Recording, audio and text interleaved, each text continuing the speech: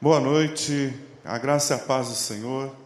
Estamos aqui nessa celebração e quero fazer um desafio a todos vocês, toda a nossa igreja, que de amanhã até o final dessa quarentena, ao meio-dia, cada um de nós pare onde estiver e ore. Faça uma oração a Deus, pela nossa igreja, pelas ovelhinhas da igreja, para que Deus as sustente, as renove, pelo nosso país, pela situação que o nosso país está enfrentando. Então, meio-dia, desafio você, parar onde você estiver.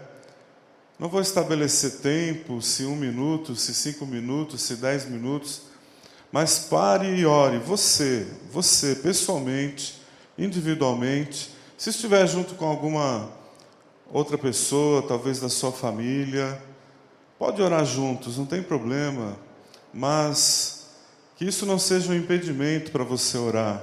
Onde você estiver, ao meio-dia, de amanhã até o final da quarentena, nós vamos chamar esse tempo de a IBBN em oração, ok?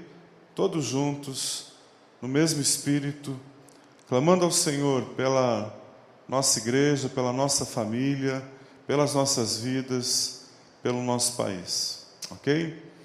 Nesse momento de ofertas, eu quero ler um texto que está em Deuteronômio 14, no versículo 22 até o versículo 23, que diz assim: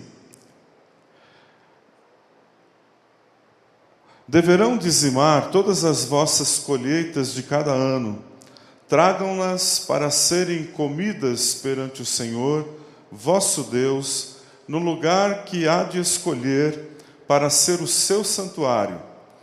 Isto aplica-se aos dízimos, tanto de cereais, como do vinho novo, do azeite, e mesmo às primeiras crias dos vossos rebanhos e ao gado em geral.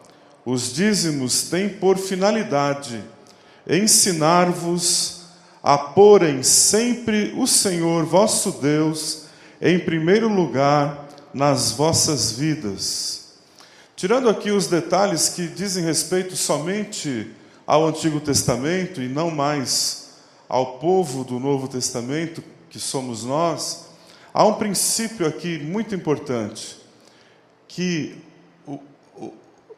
o dízimo ou os dízimos foram estabelecidos pelo Senhor para nos ensinar a colocá-lo em primeiro lugar. Muitas pessoas podem dizer, eu coloco Deus em primeiro lugar. Ok, mas e a prática disso, como é? E a evidência de que isto é como se afirma ser?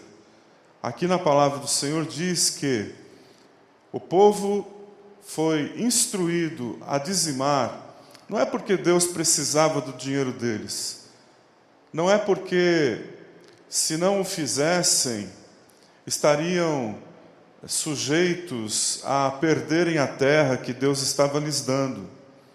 Não há indicação disto aqui. Mas era para que eles aprendessem a colocar o Senhor em primeiro lugar. Dizimar, ofertar, tem esse propósito: disciplinar-nos em colocar o nosso Deus em primeiro lugar. Agora eu quero fazer uma pergunta a você. Você vai precisar da ajuda de Deus quando essa quarentena terminar, nos seus negócios, na sua vida profissional, na empresa, na sua vida familiar, no que tange as finanças? Vai precisar, porque estamos passando um tempo difícil, e se não aprendermos, ou se não nos mantivermos fiéis em colocar o Senhor em primeiro lugar nesta área da nossa vida, vamos ter problemas mais sérios daqui para frente. Então eu quero lhe desafiar. Mantenha-se fiel ao Senhor e, mais ainda, seja generoso e liberal com Ele, seja para abençoar a igreja, seja para abençoar pessoas próximas a você, seja para abençoar a obra missionária. Mantenha-se fiel e aprenda a ser fiel. Você que ainda não aprendeu, talvez não tenha aprendido, esta é uma oportunidade de ouro, porque todos nós vamos precisar muito da ajuda do Senhor. E o nosso Pai Celestial está disposto a ajudar, a abençoar aqueles que o colocam em primeiro lugar nas suas vidas. Um irmão nosso chamado Colgate, ele era um rapazinho quando saiu da zona rural e foi para a cidade grande, lá nos Estados Unidos, tentar encontrar trabalho e poder fazer a sua vida. No caminho para a cidade grande, ele parou na beira da estrada. O coração dele estava aflito, estava preocupado com o que viria pela frente. E ali ele fez uma aliança com Deus. Ele já era crente no Senhor, mas ali ele disse ao Senhor: Senhor, eu vou te dar o dízimo de tudo que eu ganhar. E eu não quero só te dar o dízimo, Senhor, eu quero te dar mais e mais. Eu quero ajudar a financiar a obra missionária, mundo afora. E, terminada essa oração, continuou a sua viagem. Os dias não foram fáceis. Finalmente ele conseguiu um trabalho numa casa de sabão. E ali ele, com bastante empenho, diligência, esforço, foi se firmando, começou a ser fiel ao Senhor, dando o seu dízimo na igreja que frequentava. E logo surgiu uma oportunidade de ele comprar a parte que pertencia ao seu chefe. Ele estava para se aposentar e ele ofereceu a Colgate: você não quer comprar essa loja? Não quer comprar esse negócio? E o Colgate comprou. Com muito esforço, com uma negociação extensa, ele comprou. E ali ele foi sendo abençoado por Deus, se tornou um grande empresário depois de algumas décadas. E já perto do final da sua vida, ele tinha a alegria de estar contribuindo com 90% de tudo que ele ganhava para o Senhor. É uma história conhecida, você pode checá-la na internet. Ele é o fabricante dessa pasta Colgate, que é tão famosa aqui no nosso país também. Estou falando isso para mostrar a você que o nosso Pai Celestial, Ele não faz acepção de filhos.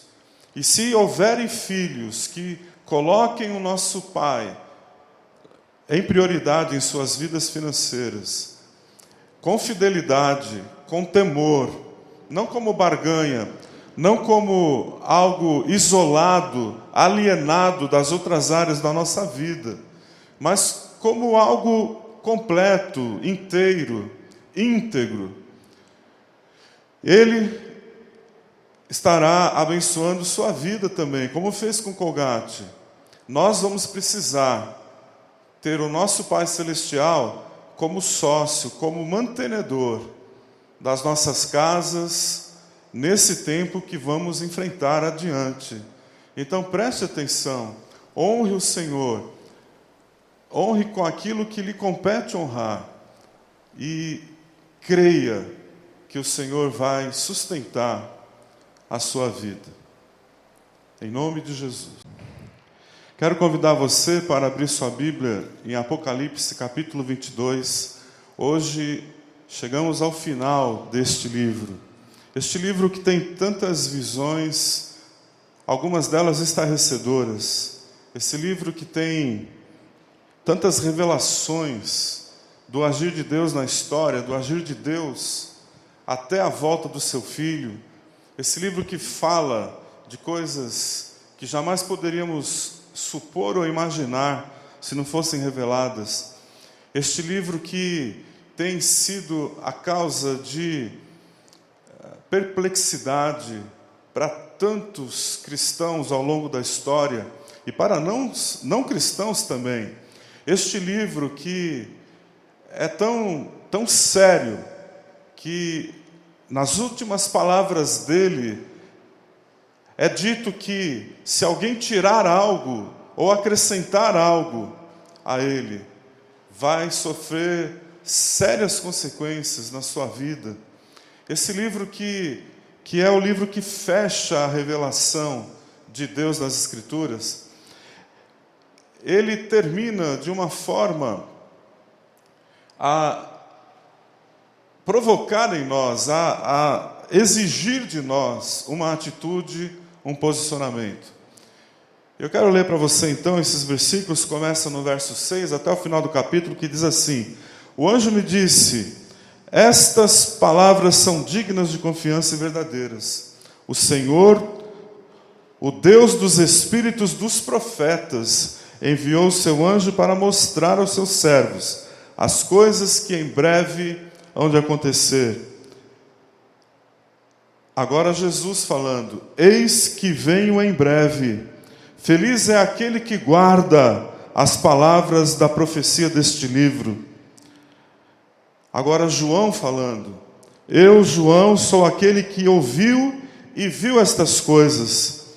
Tendo-as ouvido e visto, caí aos pés do anjo que me mostrou tudo aquilo, para adorá-lo. Mas ele me disse: não faça isso, sou servo como você e seus irmãos, os profetas, e como os que guardam as palavras deste livro. Adore a Deus. Então ele me disse: não cele as palavras da profecia deste livro, pois o tempo está próximo. Continue o injusto a praticar injustiça, continue o imundo na imundícia, continue o justo a praticar justiça, e continue o santo a se santificar. Jesus falando novamente: eis que venho em breve, a minha recompensa está comigo, e eu retribuirei a cada um de acordo com o que fez. Eu sou o Alfa e o Ômega, o primeiro e o último, o princípio e o fim.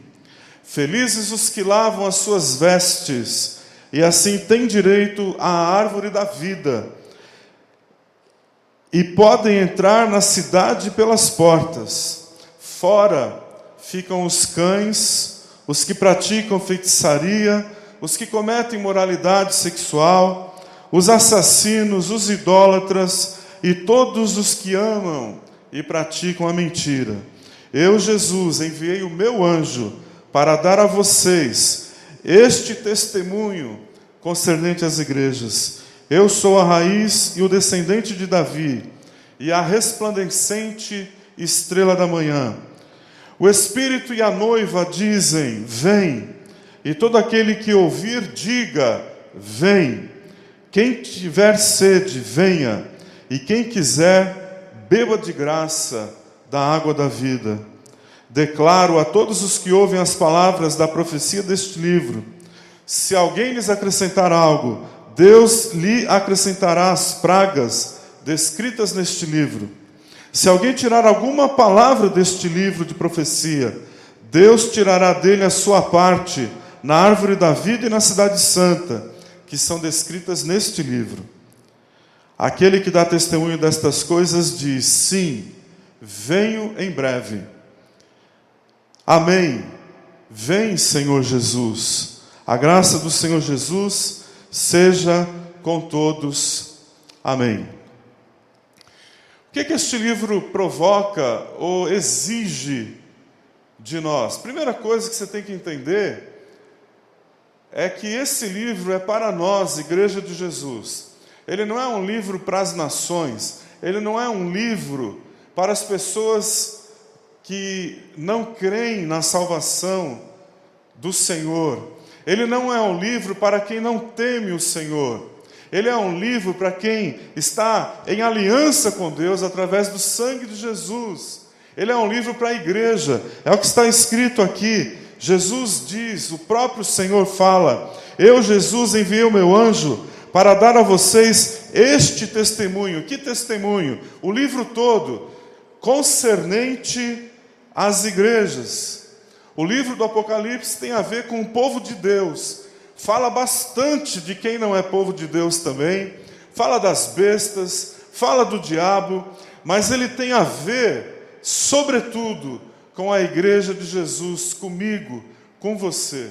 E este livro ele reclama 3 atitudes da nossa parte, que eu quero resumir em 3 palavras. A primeira delas é temor.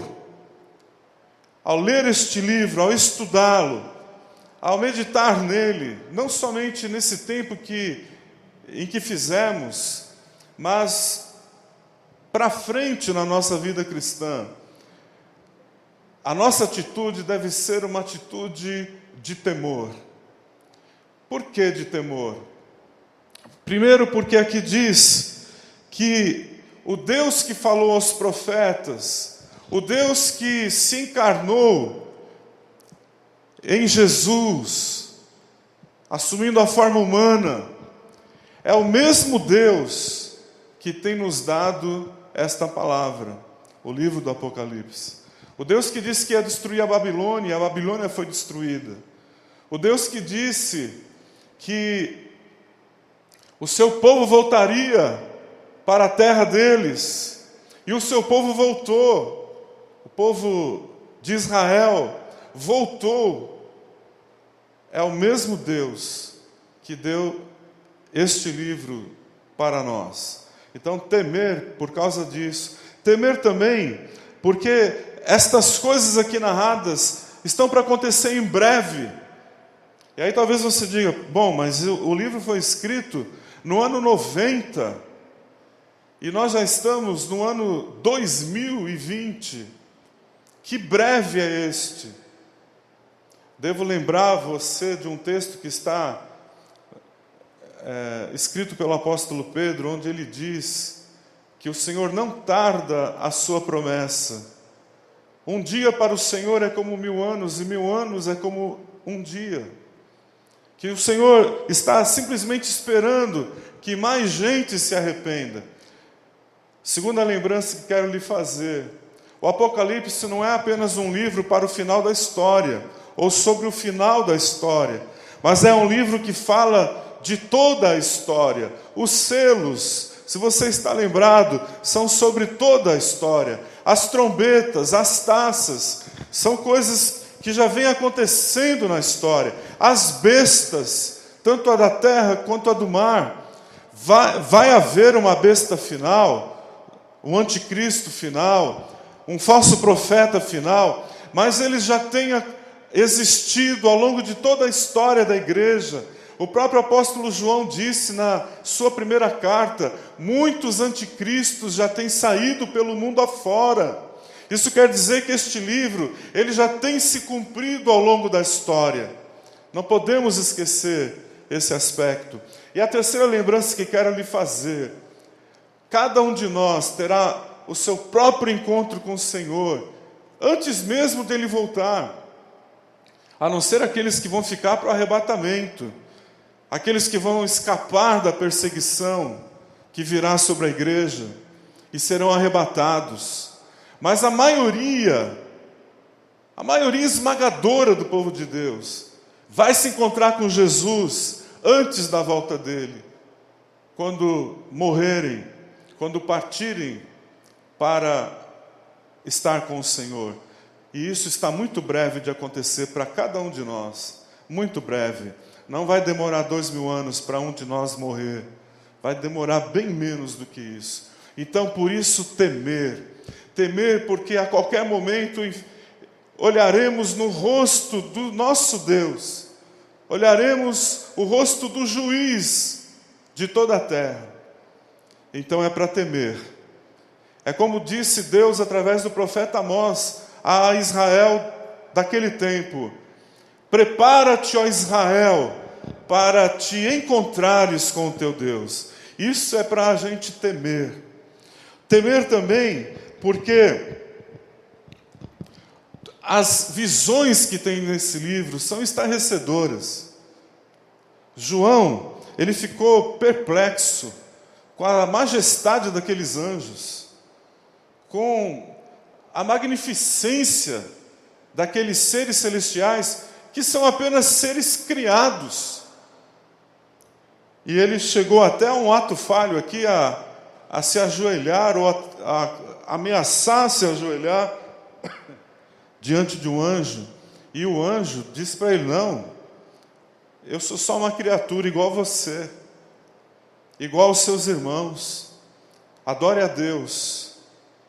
Agora eu lhe pergunto, se os anjos são de dar medo, de dar susto, de dar pavor, de nos deixar atônitos, até inclinados a nos ajoelhar diante deles, e a glória do Senhor, e esse Deus tremendo que está no trono, e este Cordeiro de Deus que está vivo para todo sempre, de quem, diz o livro, os homens e as mulheres vão fugir apavorados quando ele voltar. Então temer, porque é preciso levar a sério essas palavras. Mas uma segunda atitude que esse livro requer de nós, crentes no Senhor, é nos santificar intensamente, é não parar nessa caminhada de santificação, que não é pela nossa força, não é pelo esforço humano, é pela graça do Senhor, mas requer de nós que nos apresentemos, como Paulo diz lá em Romanos 12, apresenteis os vossos corpos, meu corpo, seu corpo, como sacrifício vivo ao Senhor. Aqui diz, no versículo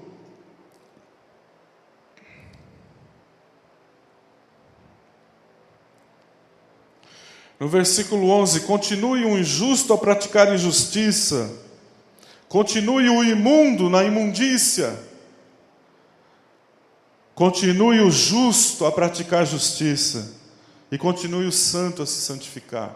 Ora, o que fazer diante deste livro? Nós que somos crentes, continuar nos santificando, continuar nos colocando nas mãos do Senhor, continuar lutando contra o pecado que habita em nós, continuar guerreando as guerras do Senhor, seja contra a nossa carne, seja contra Satanás, seja contra esse sistema babilônico, este sistema mundano, continuar caminhando na jornada. Esse livro exige isso de nós. Sabe por quê? Porque o fim se aproxima, o desfecho se aproxima, a volta do Senhor se aproxima. E se a gente não caminhar em santidade, a gente não estará apta a entrar na cidade pela porta, Nova Jerusalém. Veja, aqui não está ensinando perda de salvação, mas aqui está ensinando que crente verdadeiro, ele vai até o fim. Nada para um crente verdadeiro, nem o pecado, nem as ameaças deste mundo, ou de qualquer besta que se levante, nem a guilhotina, nem o pelotão de fuzilamento, nem provação nenhuma, nem perda nenhuma. Nada para um crente em Jesus, ele vai até o final. Por isso diz aqui, quem é santo, continue a se santificar. A minha parte, a sua parte, é nos colocar nas mãos do Senhor. E Jesus disse aqui, eis que vem em breve, a minha recompensa está comigo, e eu retribuirei a cada um de acordo com o que fez. Isso não é salvação pelas obras, não. Isso aqui significa que haverá galardões para nós, como servos de Jesus. Aliás, há um pensamento comum no meio cristão, que eu já ouvi várias vezes, é que nós não levamos nada desta terra quando morremos, não é? E esse é um pensamento errado.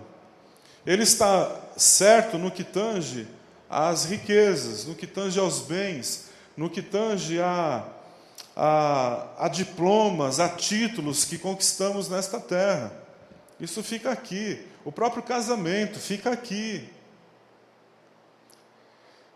Mas, aqui no livro de Apocalipse, é dito que as obras do povo de Deus acompanham o povo de Deus.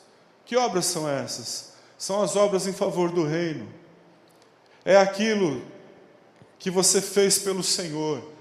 É o cumprimento do propósito do Senhor para a sua vida, para a minha vida. Essas obras nos acompanharão. E elas serão motivo de galardão da parte do Senhor para nós. Da mesma forma, quem não é crente em Jesus, e que não foi lavado no sangue dele, vai ser julgado pelas suas obras também, pelos seus pecados. Deus é justo e santo.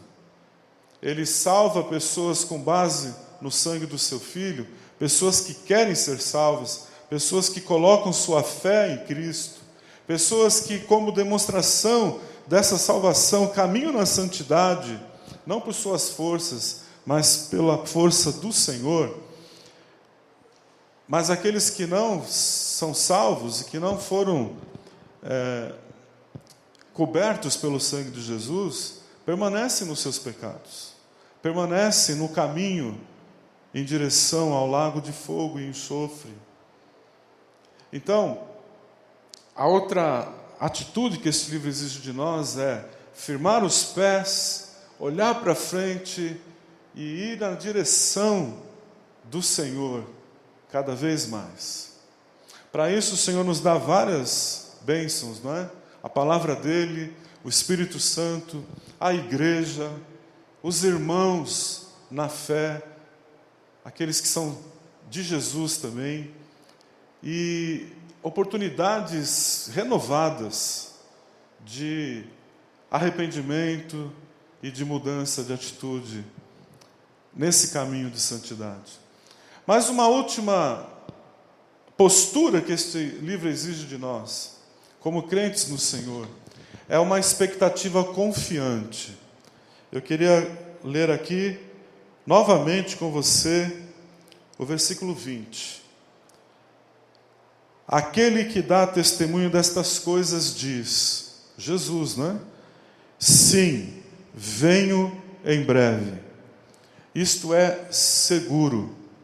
Jesus voltará fisicamente, em seu corpo glorificado. Cristo voltará. Cristo virá e reinará. Isto é seguro. Não há especulação aqui. Não há possibilidade de erro. Não há espiritualização aqui. É literal. O Senhor diz: eis que venho em breve. Mas depois, logo que ele diz isso, o João, ele toma a palavra e diz: Maranata, vem, Senhor Jesus. E aqui já é outra coisa. Na palavra de Jesus é segurança, eu venho. E na palavra de João é: venha, Senhor, venha. Nós te aguardamos, nós te queremos, Senhor. Venha inaugurar teu reino milenar. Venha, Senhor, trazer novos céus e nova terra. Venha, Senhor, fazer com que todas as coisas convirjam para ti. Isso sabe o que é expectativa. Expectativa confiante. É incrível como nós esquecemos no dia a dia que Cristo vai voltar. Nos iludimos com esta terra. Nos iludimos com carreira profissional. Carreira profissional é bom, desde que você sirva o Senhor com ela. Nós nos iludimos com romance, nos iludimos com filhos, com família, nos iludimos com dinheiro, nos iludimos com longevidade, não é? Queremos viver bastante. Essa terra, da forma como ela está, este mundo, esta Babilônia, nos faz tirar os olhos da volta do Senhor. Mas este livro, ele acerta o nosso olhar, ele corrige o nosso olhar, e ele nos diz, em todas as suas páginas, o livro de Apocalipse, ele nos diz: eu venho em breve, eu estou vindo, eu estou chegando, eu estou para chegar. E isso tem que gerar em nós expectativa confiante. Eu lembro uma vez que eu assisti um trecho de um filme bem velho, eu nem sei que filme é este, mas era preto e branco, e era um rapaz, aparentemente estava chegando da guerra, e ele desce, um trem lotado de pessoas, ele desce daquele trem, e ele avista alguém que ele conhecia, alguém que ele amava. E esta pessoa, uma mulher, corre na direção dele, e ele na direção dela, uma coisa assim, aquilo me comoveu, foi uma cena comovente, aqueles dois correndo um na direção do outro. E quando eu vi aquilo, ainda jovenzinho, ainda adolescente, eu pensei, é dessa forma, é dessa maneira, é com essa expectativa que eu deveria, e você também, aguardar a volta do Senhor. Eu quero orar por você. Terminamos este livro hoje aqui, mas tenho para mim de que este livro vai ser muito consultado nos próximos meses e anos que estamos vivendo nessa terra. Eu quero orar agora. Feche os seus olhos. Senhor, louvado seja o teu nome por este livro de Apocalipse, que tantos fogem dele, tantos até o ridicularizam, pessoas até riem, Senhor, das coisas que estão aqui. Mas não nós, teu povo, não nós. Nós cremos em tudo que está escrito, seja literal, seja simbólico. Nós cremos, Senhor, naquilo que o Senhor diz. Ajuda-nos que eu e meus irmãos tenhamos temor ao Senhor. Paremos de brincar com a nossa vida espiritual. Paremos de brincar e levemos a sério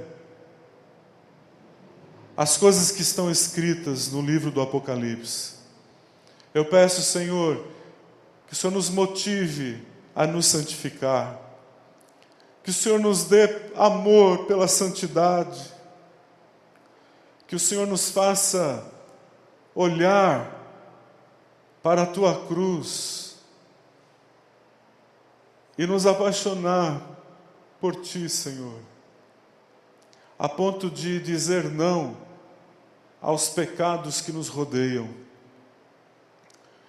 E se possível, Senhor, e se preciso, resistir a estes pecados até tirar sangue de nós, como disse o Teu servo no livro de Hebreus. Eu também te peço, Senhor, que nos dê essa expectativa confiante. Expectativa é desejo de que o Senhor volte, e confiante é certeza absoluta. E que essa expectativa confiante nos faça redimensionar, ressignificar, reavaliar todas as coisas na nossa vida, nossos relacionamentos, nossos sonhos, nossos planos. Eu quero terminar orando, Senhor, dizendo o que Teu servo disse: Maranata, venha, Senhor, venha, Senhor, venha. Amém.